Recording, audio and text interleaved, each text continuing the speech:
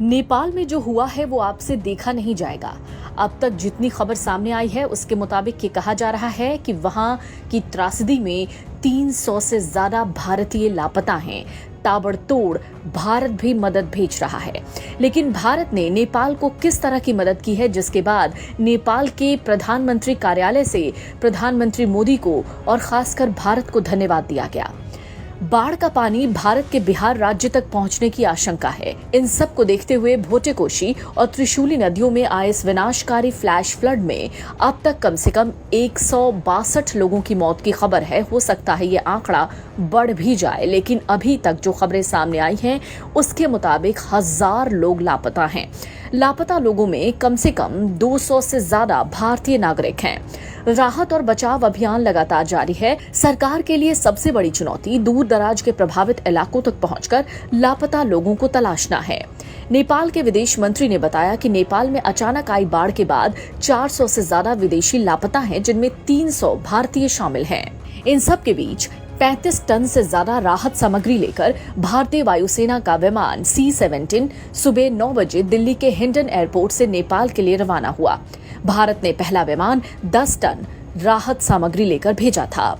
चीन के सरकारी मीडिया ने बताया कि इलाके में आई बाढ़ के बाद तिब्बत में 558 लोग लापता हैं। इस आपदा के बाद पड़ोसी देश नेपाल में भी सैकड़ों लोग लापता हैं और वहां बचाव कार्य चल रहा है। लापता लोगों में विदेशी नागरिक भी शामिल हैं। इन सब के बीच भारत ने इस मुश्किल घड़ी में नेपाल की ओर मदद का हाथ बढ़ाया और राहत सामग्री भेजनी शुरू कर दी है। प्रधानमंत्री नरेंद्र मोदी और केंद्रीय गृह मंत्री अमित शाह ने तबाही पर दुख जताया।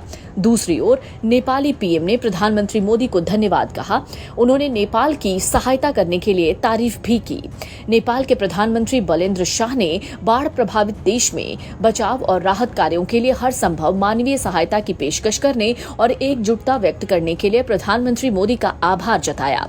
इन सब के बीच प्रधानमंत्री मोदी ने उनसे फोन पर बातचीत की। भारत से भेजी गई राहत सामग्री को काठमांडू एयरपोर्ट पर उतारा गया है। गृह मंत्री अमित शाह ने ट्वीट किया और कहा, नेपाल में आई बाढ़ की विभीषिका अत्यंत दुखद है। संकट की इस घड़ी में भारत सरकार नेपाल के साथ खड़ी है। भारतीय वायुसेना ने नेपाल की मदद के लिए अपने ट्रांसपोर्ट एयरक्राफ्ट बेड़े C-17, C-130J और C-295 को स्टैंड बाय पर रखा है। बाढ़ से नदी किनारे बसी बस्तियों में भारी तबाही हुई है। कम से कम 1 दर्जन हाइड्रो इलेक्ट्रिक प्रोजेक्ट क्षतिग्रस्त हुए हैं। नेपाल में आई बाढ़ के बाद बिहार और यूपी के जिलों को अलर्ट किया गया है। बिहार सरकार ने गंडक नदी में जल प्रवाह अचानक बढ़ने की आशंका को देखते हुए पूरे तंत्र को हाई अलर्ट पर रखा।